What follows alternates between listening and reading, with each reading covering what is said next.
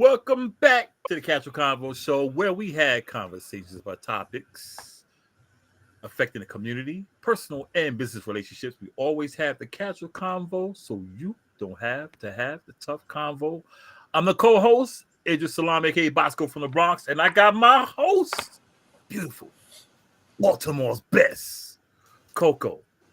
But we got some Hello. guests on the panel. Oh, my bad, Coco. Let me holler at them right quick.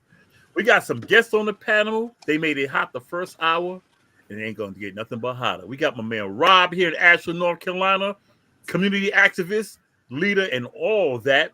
We got David, basically the mentor, the man in the building. We got MJ. He's doing the same thing. He's putting it down for the peoples up there. And we got Mr. OG, Mr. T. He in the building too. When he gets like this, y'all better watch out. Let's go. I was trying before y'all start. Hold on.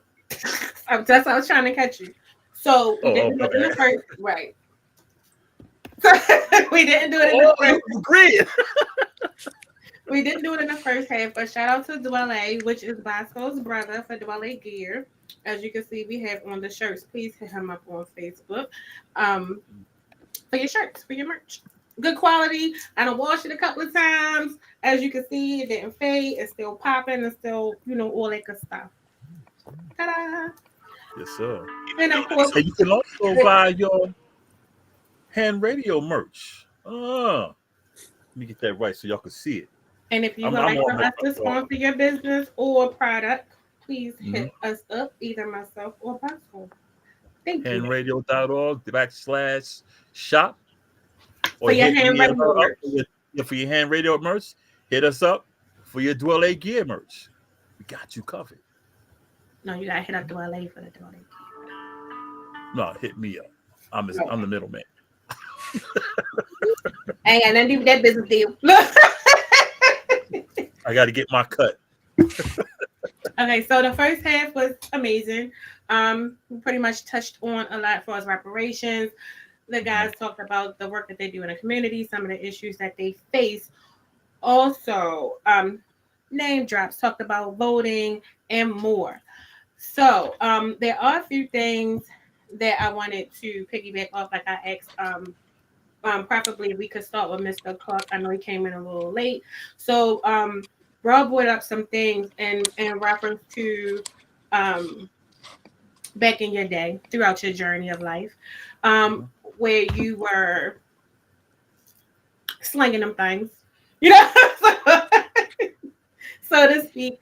And you start talking about oppression and everything like that. So I kind of wanted Mr. Clark to touch on that, only because I feel like he can add some valuable information and knowledge on the back end of that as well, not only from a level of experience, but also in the type of work that he do and the type of people that he helps and continuously helps every day, that may also be an asset and knowledgeable for you guys where you are as well as here.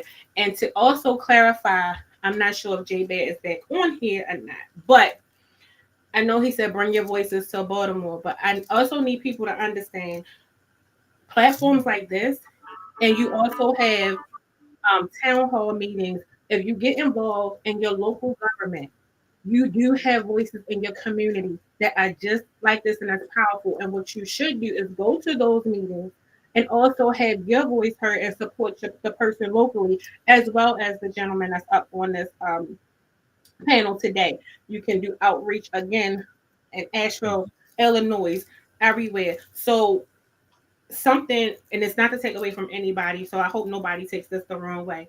Every week I speak about having your voices heard. We always wait and want to follow somebody else. Sometimes you got to stand up and be the voice so that other people know it's okay. And it's okay to be that first person to go. I think we have a habit of waiting for somebody else to do it. We want to sit and we want to complain, and they not doing this, they not doing that. Oh, you got to come here. You already here. Yeah. You know what we need. Speak on it. Speak on it. Don't be afraid. Okay, I'm sorry, Mr. Clark. You can go. I'm going on mute. Me too. So you wanted me to elaborate on why the people not voting, or I heard the young brother said that there was different reasons why people wasn't voting. Let me start with the late 60s. We were voting, and we were in the community, and we was fighting for justice, and we were doing quote unquote all the things that we need to rebuild. I remember here in Baltimore, we had the Clean Block campaign. We did things in our community. We looked out for people that didn't have. If you had an extra slice of bread, you gave it to somebody else. So we were in unity, not only Baltimore City, but all major cities around the country. However, J. Edgar Hoover, I believe it was in 1968, if anybody can remember history, had a meeting with a bunch of FBI agents, and they wanted to know how do we break the community, the unity in the Black community. Mr. Sissy Man. You remember that? Yeah. And I remember that clear as day. Now let me go back just a little bit with the Vietnam War, which everybody knows was an opiate war. We had no business in Vietnam. We lost the war, but it wasn't even about win or lose for this country. It was about getting what they wanted. So they had this big meeting, and I remember this clearly, that this brother said to J. Edgar Hoover, let's make drugs more affordable into the Black communities. And if you notice that, and going into the early 70s, I didn't know what a boy and girl was. I had no clue. The guy jumped out at me one day. I was walking the street and said, I got that boy and girl. And of course, I said, congratulations. I'm thinking the man had twins. Right. He had a boy and a girl. I had no clue he was talking about coke and dope. Coke and dope, yep. But I watched the communities. I watched people starting really making, well, the younger people making money, so-called money, because they really wasn't making anything, making money. And so the voting kind of started ceasing there in the Black communities. That was a deterrent right there for the Black communities. Then I'm going to fast forward to 1978. That once again, and it's no offense to anybody. That was a great year. Yeah, but I remember this women's live thing resurfaced. Yep. You must have been born in 78. 78 is about Anita. What's her name? Anita. Yeah. We got the same birthday. Anita. You were Gemini? May 25th. Sorry. Yeah, baby. We got 3 Geminis on the table. Oh, yeah. see, you see what we do on Casual Convo? We bring the right people on at the right time. Go ahead, Mr. T. I'm jumping into 78 because 78 was a typical year, and I know in Baltimore alone. I don't know about other cities at that particular time. But we started this women's labor thing again, where these rich white people decided they want to go to work. They got tired of their men getting these jobs. However, it flipped. That it was the African American women getting these jobs, the construction jobs, the truck driving jobs. I mean, they were getting jobs, and I remember working on a construction site during that time, and they hired a couple of females, and African American females, and they couldn't fire them, whether they could do the job or not. It was hands off to these women, and they was getting basically the same pay the men was getting, but not doing the job. But that's not neither here nor there. But that summer, and I believe it was the Sun paper that ran an article the whole entire summer, how the Black community, how the men in the Black community end up leaving home, becoming strung out on drugs, strung out on alcohol, because so voting started ceasing even more at that particular time because our people just wasn't functioning. Because the Black man, we had one thing that was going for ourselves: pride. We brought home the money. Now, all of a sudden, our woman is bringing home the same amount or more, and they started calling the shots. So it was breaking up homes. The homes started breaking up. So nobody was even focusing on, let's vote, let's do this, let's do that. The community started dipping even more. At that time, I was living on Homestead Street, which was a great community. A great community. After that 78 year, crime just ran rampant on Homestead Street. I mean, crime just ran rampant during that period of time. And a lot of young kids was killed because they wanted to become drug dealers because they see their parents on drugs. We can fast forward a little bit to the politicians that we did have in Baltimore that was doing a great job in Baltimore. Here's the problem with Baltimore. We kept voting the same people in year after year after year after year. What happens when I can become complacent? I don't have to work that hard for you now because you're going to vote for me. You do it every year. You want to drop names? I'm trying to think of the sheriff that ran every year. He's not the sheriff no more. That was at Melba's. Didn't do anything, but he hung up. You can go find him at Melba's, getting drunk, which is the club, if you don't know. Yes. Yes, he was at Melba's getting drunk. I can't think of his All name, the but time. yes, he was in there every Monday. Did absolutely nothing for the community, did nothing, but we voted for him year after year. This is the first year that we finally got him up out of there. That's been a major problem here. It's that our people, we don't read. We just push buttons. Remember when Kurt Smoke had in Baltimore, the city that reads? Yeah. And as soon as he got out of office, all them benches, all them signs came up, and the next thing you know, reading was not fundamental for anybody. It wasn't. It was like the whole message just went. It wiped out. It wiped out, and it's so sad because I asked a 10-year-old kid one day who was Martin Luther King, and he had no clue who Martin Luther King was. So with our kids, kids become uneducated. And I'm not saying that they were dumb kids, but they were uneducated kids. When I say uneducated, they didn't even know their own culture. Yeah. They might have grew up and got good jobs and all that, but they didn't know their own culture. So the voting kind of ceased here in Baltimore. I watched the decades as it goes on. It picked back up now as people are voting now, but then here's the problem. They don't know who to vote for. It's I voted. I can walk with a sticker on my chest saying I voted. And if I ask them, who did you vote for? They don't have a clue. Yeah. They just push buttons. So we're not paying enough attention to the communities anymore. And that's one of the things that I'm trying to get our young people back into being involved in the communities. I did a lot of back to school campaigns through the years, giving away books and book bags and pencils and paper, and not just giving away things, but I was trying to educate our young people on the day society and how they should live and the things they should do in our communities and try to get the parents off the porches to educate their children and to get out and to vote. Because the people that are voting, they don't have a clue. And I think is the problem right now in this whole country. We don't have a clue. We vote on what sounds good. Yeah. Yep. And what looks good, but not what's good.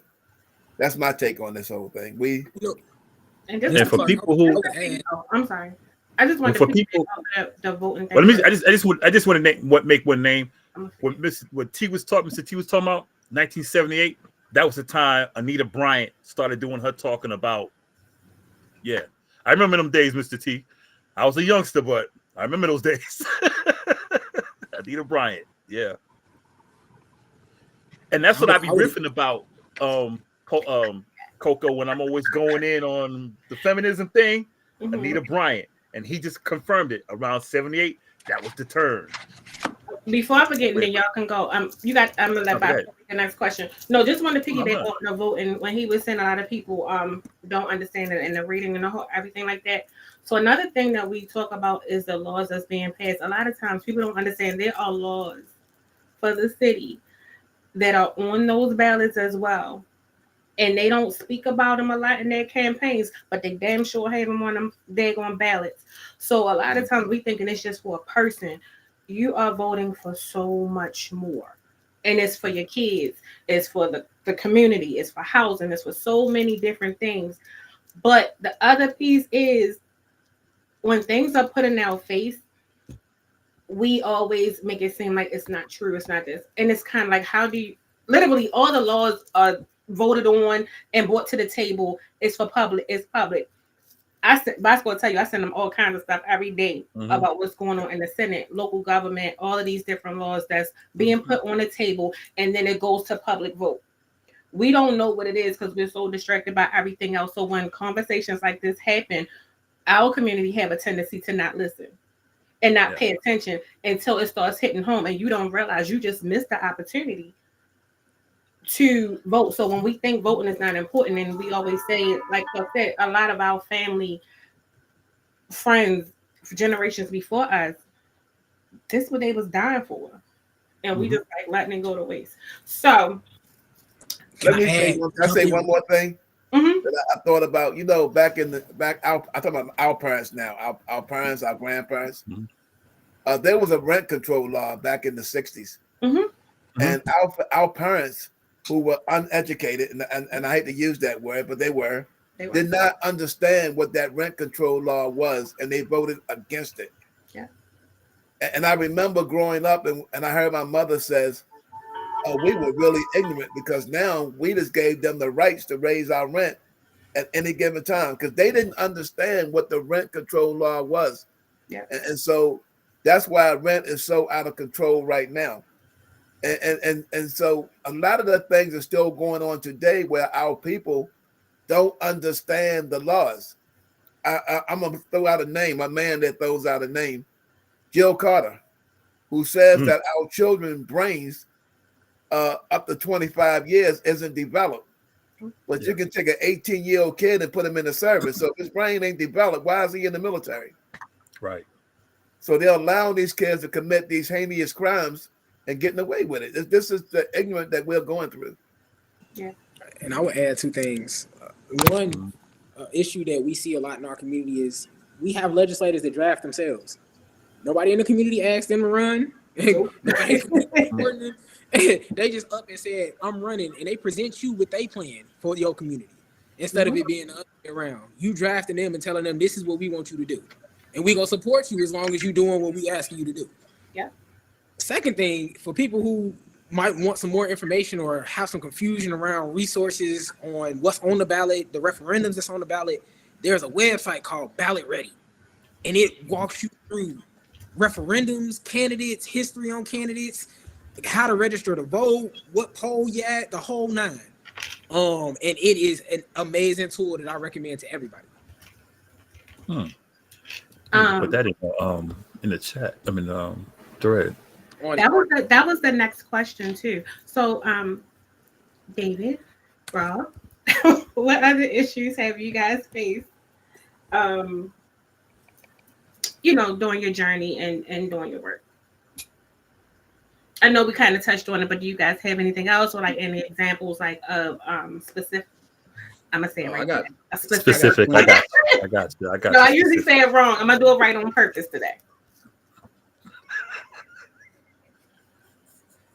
Go ahead.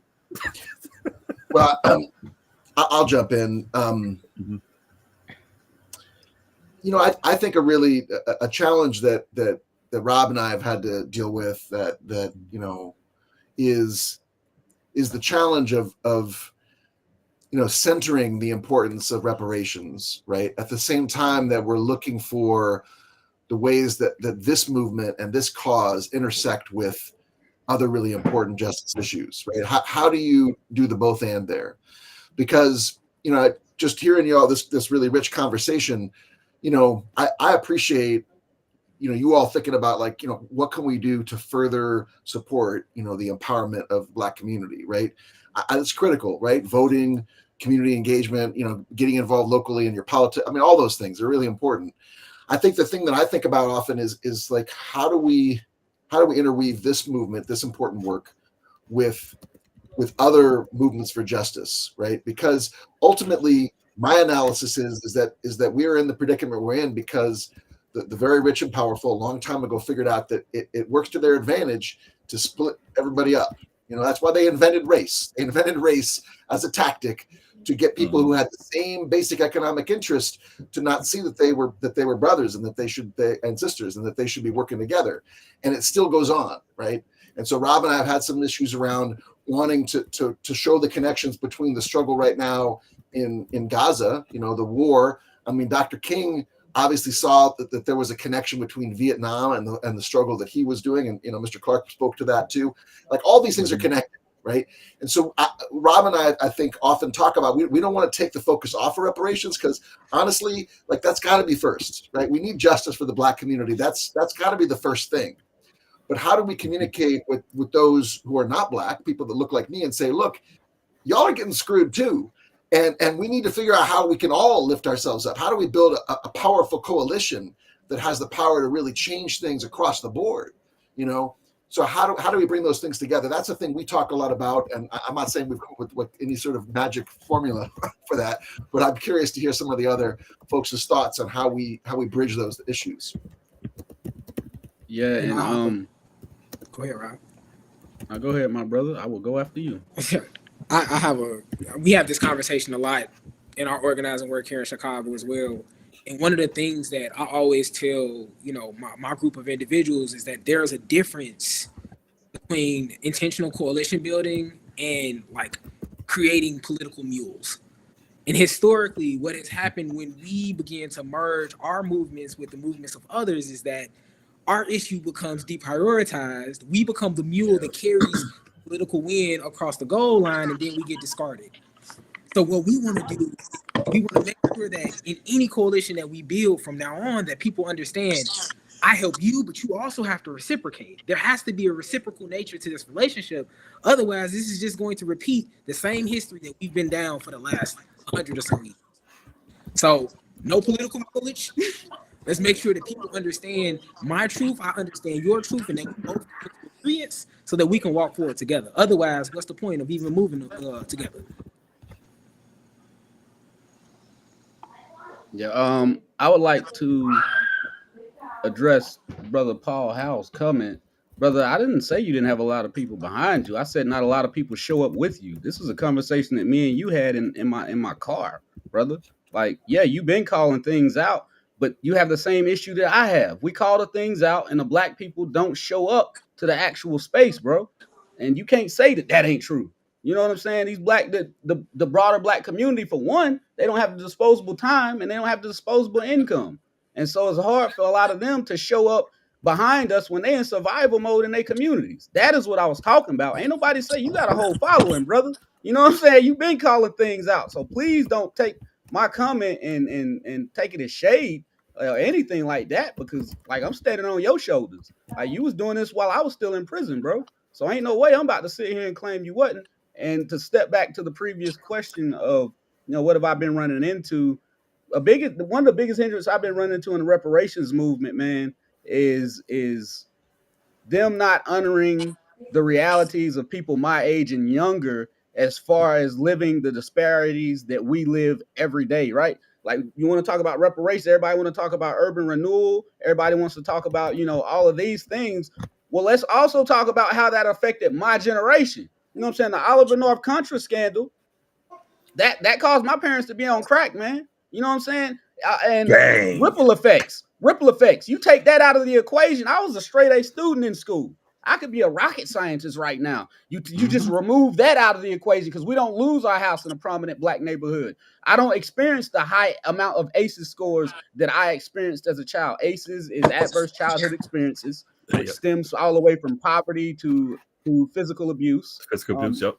And so many other things. You know what I mean? And so, you know, my whole reality of me being in the streets, me robbing people, me selling drugs, I attribute that to the outcomes of urban renewal. I attribute that to COINTELPRO. I attribute that to predatory lending, to block busting. I attribute that to discrimination in the school system. I attribute that to the disparate outcomes in the healthcare system. And I most definitely attribute that to the criminal justice system, which really cracked down on the Black man when you had the crack laws that came out, and sit here and you get 100 times the amount of time that you get for crack cocaine than you do for selling cocaine, because cocaine was a white man's drug. And so my reality is not being realized in the conversation for reparations. You know what I mean? What about that? I want that repaired. I want my just desserts, and I want it to stop happening to younger people that look like me, because it's still happening. We're talking about the outcomes and ripple effects that need to be repaired and remedied through legal legislation. But we ain't got there yet. We still fighting over the, you know what I'm saying, the things that happened 40 years ago, man. And you know, let me interject right quick. Hey, Paul, Rob has done nothing but give you props prior to you came in. He never said anything, nothing bad about you. He actually put you as one of those who basically knocking down doors. He never said nothing negative. He had your back from the start. I gotta back him up on this. That's all. Oh, you finished? Yeah, Rob? we were all. I was confuzzled. Who? That was that. I was confused in it. No, I don't know why. Like, brother Paul, like you my uncle, man. Like, ain't no way I'm about to throw some shade on you. You the reason why I'm on the show. Like, what I look like throwing shade on you? I don't know what happened. What Facebook done distorted through the communication lines. But sir, that is not true. Nah, it's not. Welcome. Okay. To the show. This is my buddy Richie Hicks Jr. How we doing, everybody? Good to see everybody. What's up, Richie Rich? My fellow New Yorker from Queens. Deadass. Yeah, revving up for the show Deadass. tonight. This is some great topic, guys. Just like little trying to get brother familiar with right everything.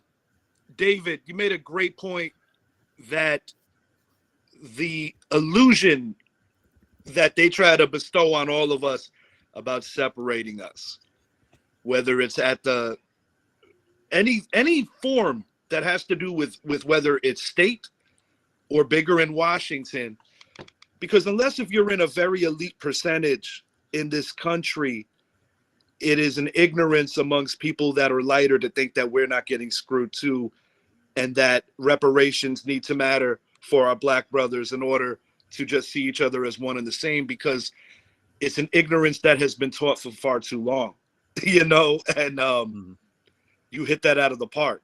You know, I heard what Mr. Rob was talking about in his earlier experiences. I mean, it's all very pertinent and real. And the thing is that people have to understand that unless if you're in a certain socioeconomic class, this is all our struggle. And whether we look like each other or not, we all need to hold each other's hands and walk through this together. Bottom line. And that's one thing that I was very thankful about where I grew up. I'd like to take it, veer a little bit into the importance of community policing, because you got to see a human behind that badge number in order to work hand in hand in making the community safer. And also, you know, knowing that you're not going to be prejudged because of your complexion, because, you know, I applaud my father for being that kind of cop when he was on the job, but sadly, he was one out of maybe every 12, and that's just not acceptable. It's not acceptable. Can I just read one thing really quickly? So for Rob, this is to you from Paul. He said, our people are always short of time when it concerns anything that benefits them because they know other people are fighting for them. Bruh, for 5 years, they had a chance to show up. Maybe I just heard part because I kept freezing up. My apologies, my brother. So he apologized. Oh, he didn't apologize. Definitely didn't owe me an apology. I just wanted to clear up that was no disrespect to my brother. Like, yeah, you don't ever got to apologize to me, brother. Like, no, sir. And I want to just, oh, sorry, Rob. I just wanted to jump back in to say, you know, I appreciate what you said, Richie. I want to just lift up again the importance of what I felt like MJ said right after what I said, what I did, which is that I do think it's really critical to figure out how do we build solidarity, you know, cross race, cross all these different things so we can really take the power that's needed to change things. But I think it's really important to know that when that typically happens, it means that the Black agenda gets suppressed, you know, as you said, MJ, so eloquently. So I think we got to make sure that that's the both and. Like, we got to make sure to continue to center the Black struggle and the need for reparations at the same time that we're looking for, like, how do we get folks who, you know, your prototypical, you know, lower income white person that's voting for Trump, right? How do we get those people to understand that they actually they should be in this fight with us, right? That's to answer your question. Oh, I got a great question. The simplest, we have to talk more, bottom line, and we have to be present more, because I do believe that a lot of it is the unknown. And what I mean by the unknown is like to Chanel's point about how you can live in a community but not necessarily know what is the under agenda, like the small type, so to speak, when you have certain people running for office, because there are certain laws that they will not promote or so much as even mention when they are campaigning. Mhm. But suddenly these are things that you're like, oh man. And I think the gentleman, Mr. Clark, made the point about why rent is so out of whack in this country right now, particularly in the big cities. It is absurd. Mhm. I just have one quick question. For I guess for David and Richie. So to your point of making someone aware about, suppressing the voices of like African American community or whatever. So if there's someone who would like to support without taking away from the message, how would you kind of, I don't want to say navigate it, or what advice would you give to them, or how would you recommend they approach being supportive if there was someone who may not know? Because sometimes you may hear people of other cultures say we don't know how, or we don't know which way to go or what to do. And I think you kind of linked on it, but I would like for you to go a little bit more into it. Like, what advice would you give someone that wants to, that's not, that don't look like us? Well, first and foremost, I think step one is that you have to find out who the community leaders are, whether it be your pastor, whether it be people in the community that are trying to do something positive. I think it starts there. I think honestly, it starts there, that you have to try to, you immerse yourself into what's happening here. And you ask people, literally ask people who have been there, what is wrong here? Like literally like finding out what is not on the up and up here. I think it always starts there as a common question, because, you're not going to get a more honest answer other than people who live in these areas. I think it starts there. Yeah. Can I jump in for 1 second? Just 1 second. Yes, sir. I'm a firm believer, and I believe that people that aren't our color, aren't our race, should be included into the fight, into the battle for justice, and so on and so forth. Mhm. My biggest issue, though, and this is my biggest issue, and I'm going to use the Mondawmin Project right now. I had got involved up at Mondawmin, and when there were African Americans that were really fighting for their community, they voted in a white guy to become the leader of this community. Everything that was being fought for went down the drain. Mm-hmm. He came in with new ideas that had nothing to do with what we was doing. I'm a firm believer from the 60s and 70s that African Americans, before we can really team up with anyone has to get together ourselves and really believe that we can win this, that we can win these battles, that we can really make a difference. Because what ended up happening, I'm not saying that white people can't help us, because they can, but the problem that I've seen is they takes over certain agendas that we're fighting for, and nothing still don't get done. And then we got blacks that's saying, "Oh yeah, they're right. Maybe we shouldn't fight for this, and we should keep fighting." But that's what happens. I'm a firm believer that we first has to have unity. We first has to get together on one accord. We first has to stop fighting and killing each other. We first. It starts with us. It begins with us, and it's going to end with us. And it's up to us to make a difference. And yes, we can bring others in once that we become solidarity, once that we become unity, and come together. Until that point, I don't care who you bring in. Nothing's going to change, because it's always going to be what they want. And I'm not saying that for all white folks, but I've seen this. And I'm 72 years old, and I've seen this through the years, that when we don't, because we'll first of all turn on each other. We'll turn on each other quick. So we have to be together first before we can even include anybody. And I really truly believe that. Another thing I want to put on, I heard the young brother said that he sold drugs and he robbed. I'm going to be honest with you. Our community, my generation destroyed your generation. My generation made you what you were. I Because wasn't gonna say that, but I I'm feel going that to way. say that. I'm going to say that because I've seen this too. Because we gave up. What we left y'all was a problem. What the crime rate that's going on now stems from our generation. And every time I speak on that, I get a bunch of, man, you shouldn't be saying that, but it's true. That's right. We taught you how to sell drugs. We taught you how to rob people. We taught you even how to be a criminal. How did we teach you this? Because we left y'all alone. We did not raise y'all. We did not educate y'all. So you know what happens when you leave a young black man uneducated with that's got to survive in his community. Where you think he's going to turn to? And we allowed that. So who do you start selling drugs to?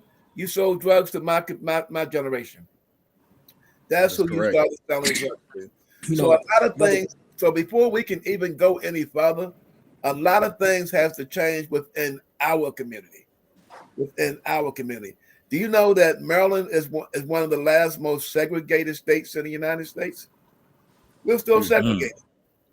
And here it is 2024, and we still live in a racist state that's segregated.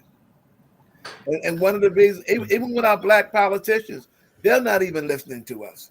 So we have to first, and I hope I'm not offending anyone, but we have to first build up ourselves first. And that's just my take on the whole thing. I agree. I definitely 100%. agree with you. I was coming from a standpoint of when he spoke on, I kind of wanted him to elaborate on it. Like everything you said was spot on because he is there. And I mean, like we can speak on a point for ourselves, but if he's already acclimate, like working with Rob and doing certain things, certain people may come to him who may just want to be supportive. And he said something that was key, which was to not suppress or take away from the movement and shine light just on another nationality of another race of people that's want to be supportive. So my question would be, how would you navigate someone? So because you know sometimes we want to be front and center, like hold on, pause. Like you know what I mean? Yeah, so how I want to hear David. Yeah, like how would you approach the person who want to be supportive to make sure even if they do, like yes, I agree, we definitely need to be unified. I preach that every week. That's what's like. But to another person of another race who still is nothing wrong with being supportive and knowing that you have the support of other people and they understand your fight.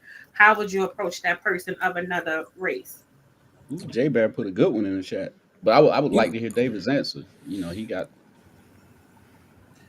Well, I think, you know, earlier in the conversation, Mr. Clark, you referenced something that Malcolm X said to, you know, some white organizers that approached him, right? And I believe, if I remember right, the second part of what he said, because I think you got it dead on, that he said, yeah, we don't need you in our fight. We need to get ourselves, you know, we need to build power, just like what you just said. We need to build our power. But I think he said to them, go organize in your community. Go organize, go, you know, you should go back to the white people and talk to the white people about what needs to be happening. And I think in the end, that's kind of what I mostly emphasize is that I do think that what Richie said, I do think that, you know, learning about what's happening in your community, figuring out where you may be able to use some of your white privilege to push for something that's right. I definitely think you should be observant. You should find people that you know, who in your community, black leadership that you can believe in and that will direct you, you know, and find, you know, just like Rob and I connected and Rob's been able, I know earlier he was saying things he's learned from me. I've learned a ton from him. You know, I feel like we've got a good collaboration, but I think white people need to talk about this more with other white people. You know, that's the thing. We understand why reparations is so important and so necessary, and then don't just go and hang out with black people and talk about how much you believe in reparations. I mean, not sure, you know, I understand that feels good. People are like, oh, wow, you're a white person. You believe in reparations. Good for you.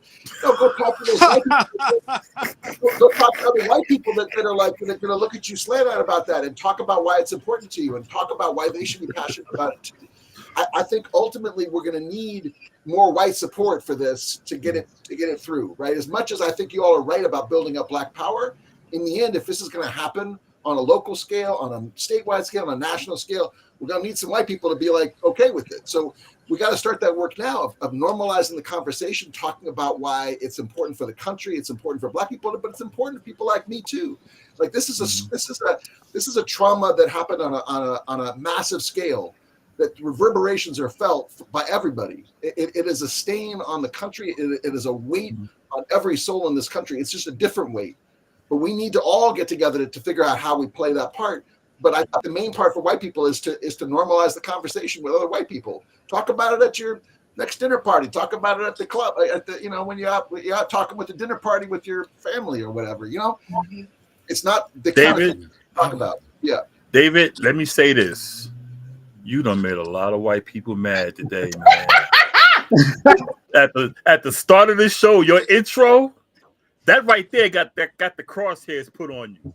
Hey man, you welcome to the cookout. We got to protect you, man. But I mean, as complex as it sounds, it makes all the sense in the world because whether you're talking about like even politicians that are trying to figure out we're going to war or not, at the end of the day, you have to police your side to make it make sense to get the support. So to David's point, while there's a lot of work to be done, it is very sensible on a lot of layers. And I reiterated, like, even with the issues with law enforcement, with community policing, because it is imperative that people need to see the human side underneath that, because unfortunately, they have caused such a divide. I'm talking about the bigger spoke, the bigger wheel movers.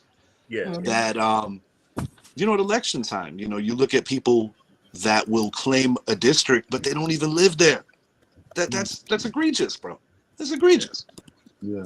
I want to say. Let me get in that. I want to say one thing. I've been behind the scenes. Welcome, Rich, to the show. How you doing, Rich? Hey, how everybody That's doing? our producer. I just wanted to say, like, I think that one of the issues is that leaders. I heard somebody say that we need stronger leaders. I think the leaders that are strong, they need the resources. So I think that those people, like when I hear Rob talk, I good night, Ben.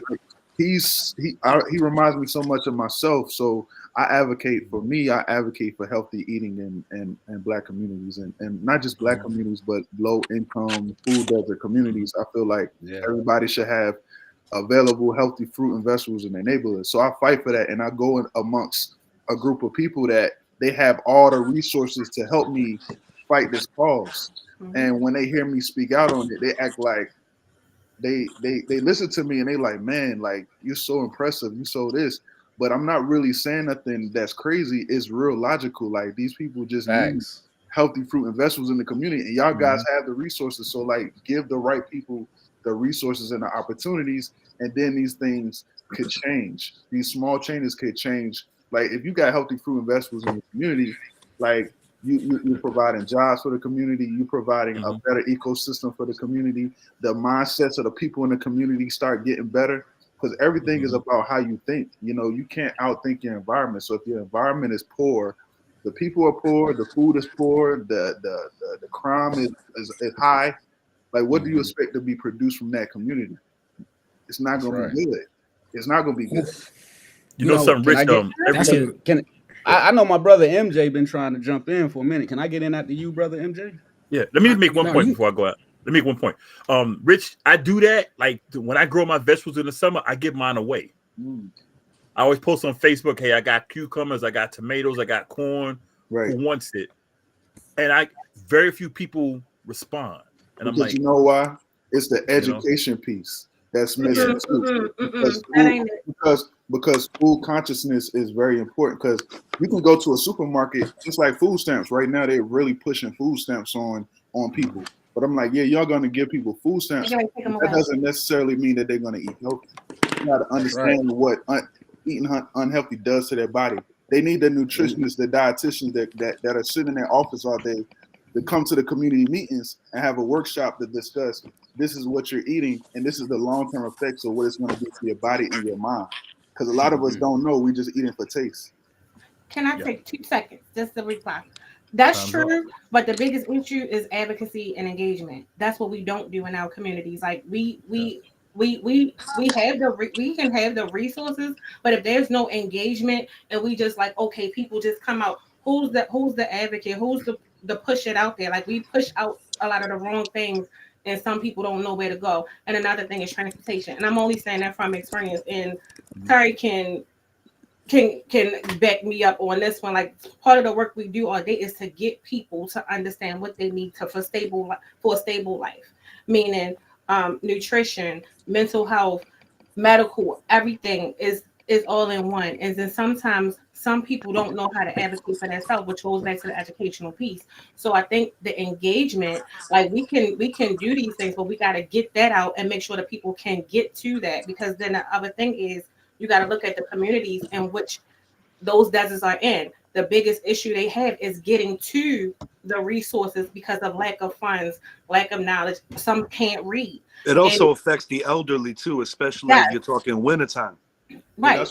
that's what I was trying So to. it's like, and I think the main message is engagement. I think we need to talk about how do we engage and reach these people, because one of the issues that I come across, even trying to be an advocate for people who want them, it's not that they don't want them. A lot of people don't know. Some people be like, oh no, and a lot of times, no shade to nobody that's listening or watching, a lot of times you'll tell me no, and you sitting on a plethora of resources because you want them for yourself or for somebody else. I think we get selfish what's beneficial. So I think the main thing is to be resourceful, yes, but to also advocate and have the resources and make sure that they can get to them, and that we put the right people in place to get the message out. Because the thing is, the message is not reaching who it needs to reach. Because some resources that I had that I brought to the table, people are like, oh, I ain't never heard of that. I never knew it was there. So it's like, where do you find the information? Which is why we need more platforms like this. But I bet you everybody can tell you where you can go get some pills. But yeah, that's a great point that you make about engagement. But because that's what I was really trying to stress too, is that those people that have the resources, like their whole mindset is they're knowledgeable about the issues in the community, but they don't go out and actively engage with the community members. A lot of it is due to fear. And I'm just gonna be straight up honest. A lot of them are scared to actually engage with people in the community. They sit in their office all day and they talk about, yeah, y'all need this, y'all need that. And they will not actually go and do X, Y, Z. But if you educate them and you show them that it's okay to come, they'll come and they'll do a presentation, they'll do a workshop, because it's really about, like you said, engagement, but the education piece, the lack of knowledge and understanding, like you said. You can tell me that you don't need resources, and then the resources that I have for you could change your whole life. But because you don't know, you just miss the opportunity or the information or the resource that you need for you or your family. Yeah. Right. I'm And just to gonna your jump point, in real Rich. quick. Sorry, I'm just gonna go ahead, jump Rob. in real quick to bring the conversation back around, to reparations a little bit, to answer the previous question I wanted to jump in on was what needs to happen to bring all of us together.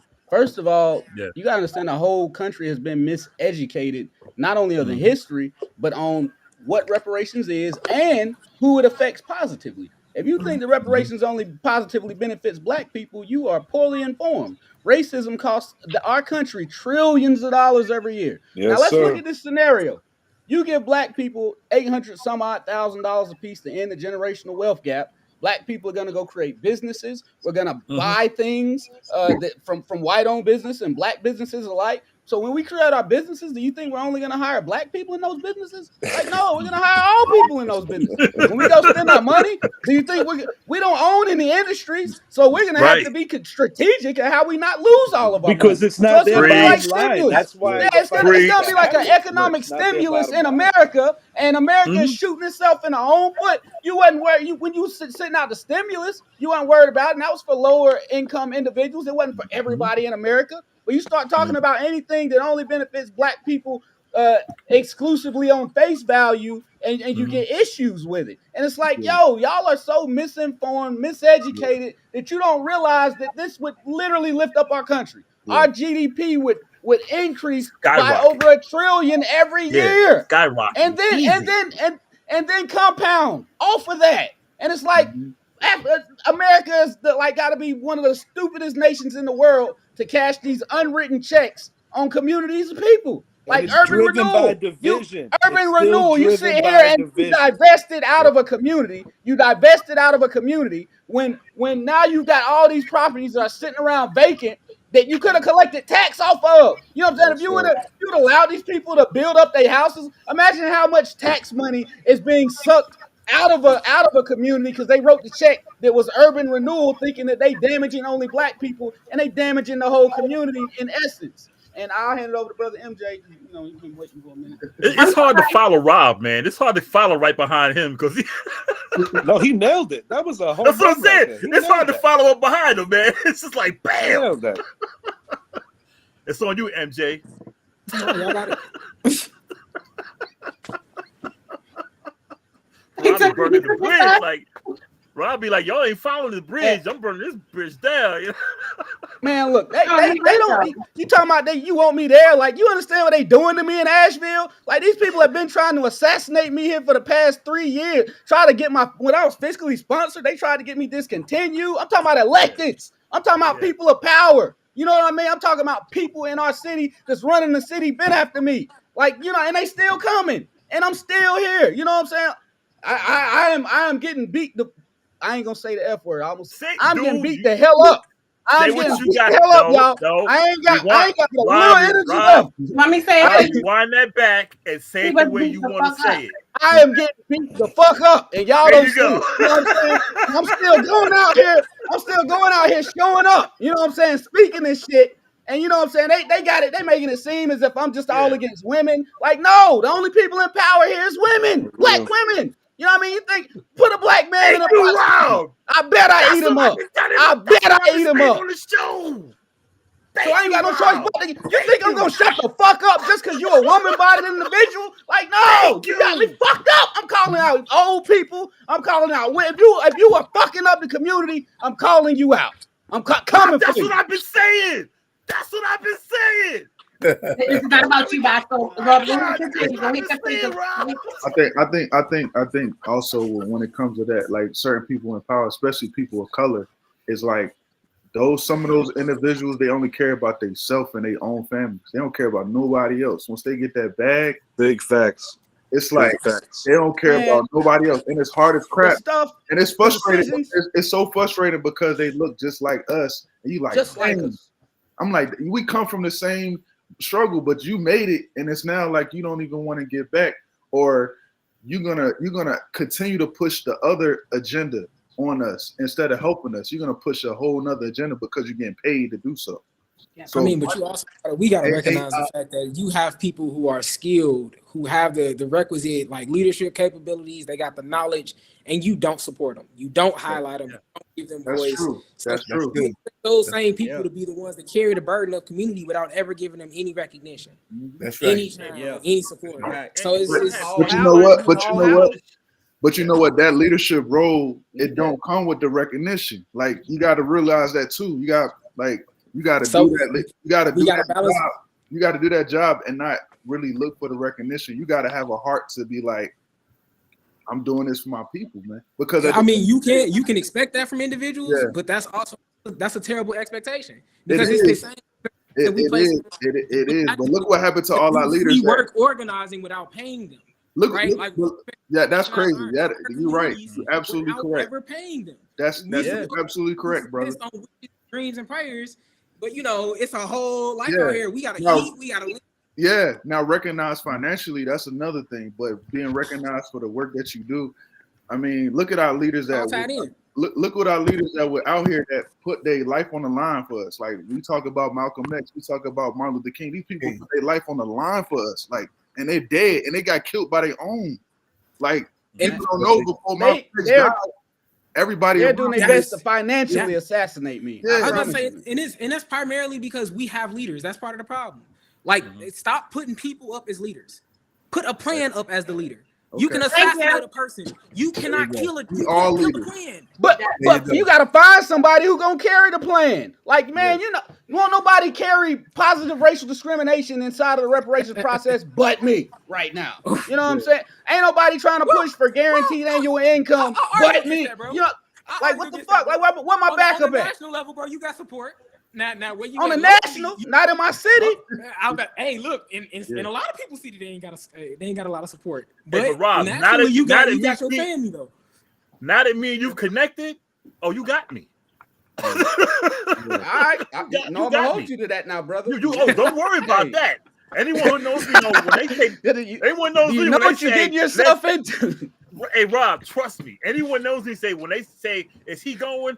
I'm like, let's go. I believe. Now I believe you. I remember the photo. I remember the photo of that tear gas. Like, yeah, bro. Like, that was me. I I was believe right you. there in the front. That's some real stuff. Yeah. I just need to know. We gonna have to link up I don't work outside on of Tuesdays. this. I got different days now, so I don't know when the city council stuff going on because my whole schedule's whack. So like, if I need to go up there, Morena made a good point. I have had a great amount of support, but everybody can't show up all the time. You know, like again, they don't have disposable time. They're in survival mode. So I have a lot of support, but a lot of times when I go into the actual arena, there is these meetings and these fights. Like it don't be a lot of people in there with me. You know what I'm saying? Okay. Or they can't say nothing. Like I understand people got to keep a roof over there. A lot of people got government jobs. A lot of people got jobs inside of the impact focus area industries that we talking about. And so they don't have the ability to call out against it because what happens to me happens to them exponentially worse. Like I'm actually hard to touch and they still reaching out and smacking me a little bit. You know what I'm saying? So I get it. Like it's complicated. And you know what? It's like people like Rob, like how he's speaking and how aggressive he is. It's like when you go into certain meetings like that, those other people cannot understand that the way that nature. They don't understand. But your intentions are pure. So like when your intentions are pure, you know what you're about. Like a lot of people, they look at that and they don't understand it. It's like they don't understand it right away. But I feel like if somebody like yourself had the right amount of resources, like these are the type of people that need the resources. Exactly. The wrong people. I had the resources and they took them from me. Like right now, my organization got $700,000 in a bank account that they took me out of. You know what I mean? They successfully got me out of there. Yeah, I want us to get millions in the word aggressive, only especially when we have Black women and men speaking passionately about that. That's the word that I like, assertive. I don't like aggression because I think that label it says like anger, and no, we're not doing that. You passionate about what you want change. You stand what you're doing. So I that's something that I really want us as people to get out of our vocabulary when we describe each other, because that's especially in subjects like this, because that's not what that is. It's not aggression. It's just you meaning what you say. It's truthful passion is what it is. I mean, you're not going to get loud about it. You're not about it. So we understand what he's saying and his how he's saying it, but from other people from other cultures, they look at it like they don't understand it because they don't understand where he's coming from. I'm like, bro, I understand that. it. That's how I understand everything. Like I understand it. I understand your passion, not aggression. Let's say passion. Because keep it 100 though. I know how to code switch. I can go in a meeting and use flowery language and 8-letter words just as well as they can. You know what I mean? I can go in there and speak their language. It's just this is my natural state of being, and we on a show that allows me to do that shit. So I'm standing in it. I love it. You know, in a city council meeting, I know how to go up there and and if you would only address this concern and remedy it with this procedure right here, we can get some leeway and make some advancement towards the solution. I can do that. You know what I mean? That's simple. But this is me. You know what I'm saying? This is me. Right. And that's why support of you, just from something that I like to do, because you got some engagement, and I want you to know that you do have support, and some of these people are locally to you. So Paul says, Rob, tell us when is the next meeting for the reparations committee. And then we have Morena said, Rob Thomas, let me know how I can show up for you. And I'm in. I showed out on the school board, and I wish I had the support from our community, like the other people supported me.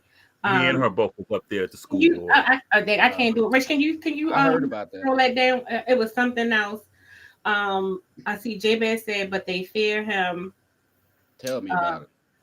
I can't see the monitor. They literally had my Facebook posts up on a monitor inside of the city. Like, look what he said. He called out the elders. He's talking about he Nat Turner. He talking about putting lead in black foreheads minus the lead. Oh my God! What do we gotta do? Next day I was fired. You know what I'm saying? That means you got in that heart. I'm still gonna stand on it. You know what I'm saying? So they ain't stopping nothing. Now I get to turn up. Now I ain't got no strings attached, and I got my own organization, and I'm still gonna move it forward. All right, so I need everybody at Asheville who tuned in. Show up February 19th to that Reparations Commission meeting. You need, I don't care if you write on a sign, a t-shirt that say, what about us? Because these people at the table, the ones with the loud voices, is leaving y'all out. Okay, it ain't all. A lot of them, we got good commissioners on there, but some of them are held hostage by these systems because they gotta still feed their families and they can't speak up like we can. So we need to go in there. We need to demand positive racial discrimination. You need to demand guaranteed annual income. And as they start talking about where the resource at, tell them look inside them fund balances account. Yeah, them fund balance accounts. Yeah, it's gonna be at Harris Cherokee Casino at 6 p.m. Show up at 5:30 if you want to. I'll be there at 5:30 meeting with people. Okay. I would love to be able to arrange some type of transportation. Yeah, remind me. But also go to my organization, ouravl.org, and sign up. And we're gonna start keeping people connected through text messages and other media forms. You know what I mean? Like I said, they ain't stopping nothing. I just created another organization to keep it moving. I created the RJZ. You think I can't create another one? Right. So, hey, I didn't create it, but I built it up. Let me take that back. That were original founders that put in a lot of work, and I fully respect the member organizations that put in all the work to create it. They brought me in to lead the work, and all I had was my $55,000 a year budget starting out. Now the organization operating expenses are almost $1 million plus a year. You know what I mean? 5 years in there, four years and some change in there. Me, David, and several other volunteers had a large community. It was not just me. If it was just me, I wouldn't accomplish nothing. Like, there's so many people that helped me and assisted me, white, black, Asian, Hispanic. That is the key to success. What David said, us coming together. We got to get ready to close the show, but everyone got to get your last word because, damn, y'all got to come back. Now we got the time. Yeah, y'all got to come back. I know he gave us a little bit more time. I know y'all got because you got to do the podcast. So yeah, we got Okay, I'm sorry. So I guess my final question, I guess, and you can take us out. But before I ask the final question, let me just say this: it's Black History Month, so please expect this during the month of February from this show. Again, y'all know my disclaimer: everything is not for everybody. We get it, and it's okay. But please know, this month will be bringing awareness to our communities, what we need to do, what we can do. I'm hoping I can lock Mike in to talk about being black and black in tech, IT, which is something that we need. Great field, things like that. So definitely powerful. Thank you guys. But this is the question. The final one is and Rob kind of already started it. What assistance would you need from the community to support your work that can assist with successful outcomes? Well, the Illinois Commission has a petition of support on our website. I think it's going to be dropped soon. adcrc.illinois.gov. Go to the petition of support, sign it. Any support that we can show legislators is good. California ran into an issue where they got to their recommendation stage. They gave all their recommendations, and then most Californians was like, direct cash payments, that don't sound like something we want to support. So we want to make sure that we got support on the front end as we begin to push these recommendations out. We actually have a base of support. We have community backing. We have people who can run up in some meetings and say, hey, this is what we, the people, want. We, as the impacted community, this is what we want. So go sign that petition of support. You don't have to just live in Illinois. We are taking support from any and everywhere we can find it. So we would really appreciate that. Word.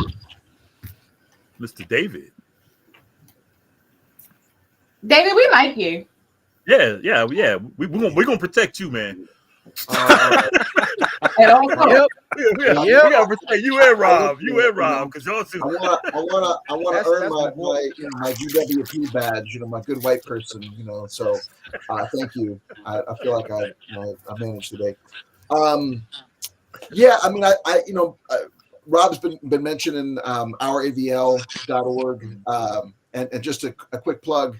Our AVL, stands for Outspoken Undaunted Revolutionaries of Asheville. So that's what the hour is. But it's also about creating a city that's for all of us. So I would encourage folks to go sign up there because that's going to be built out soon. I mentioned earlier, Rob, and I also am involved in another project called the People's Place. It's about creating a location for these kinds of conversations. We'd love to, once we get that set up, maybe y'all want to come and do one of your podcasts from our new spot when we build it. But it's going to be a community hub for all kinds of collaboration. And you can read about it at peoplesplaceavl.com. So I think those are the two things I'll leave folks with, and I'll let others go on. So it's been a great privilege being here tonight. I appreciate y'all. Mr. T, Mr. Terry. Well, I'm not going to really say too much more, but I'm just glad to be on. And I want to say to the young brother that, Rob, like I said, leave Chanel your number. You got me, brother. Yeah. And Dave, I want to say, man, keep fighting, brother. Keep fighting. We need more folks like you too. And hey, I'm just happy to be a part of this. And I thank you for allowing me to be in. But I do want to say something to Richard before we go real quick. He was talking about healthy foods. In Detroit, one lady started a garden in a rough area. And she was planting all kinds of vegetables and fruits and stuff. And she was giving her stuff away. But what happened was other women started planting gardens. And so they do have, there are people that are giving away healthy foods and trying to help the communities eat more healthier. So, but thank y'all again for allowing me to be on y'all panel. I'm going to be here every Wednesday. Maybe a little late because I'll be coming in for Bible study on Wednesdays, but I will be on here every Wednesday. I really enjoy this. We're here to 10 p.m., so hey, take your time. All right, my partner Richie Rich from Queens. What's up, Rich? Rich, what you got to say? You gotta get Rich by his out. I enjoyed watching for about 25 minutes backstage. Shout out, Rob, man. You got so fired up for my show right now. And I want to get at you. I don't live in Carolina, but I would like to extend the conversation moving forward. Maybe me, you, and Idris. I really appreciate you as a human, man. I really appreciate what you're trying to do. And I do think there needs to be more voices like you who have that energy, have that passion, and most importantly, have that education because you have a beautiful mind, sir. And I just want to speak that to you. And I look forward to having another conversation with you in the near future. I'll get at you through Idris. Word. I would like to Rob. Say, me and my squad, MJ and David, like, we do magic, you know what I'm saying? So most definitely all of us is like I feel like we all complement each other.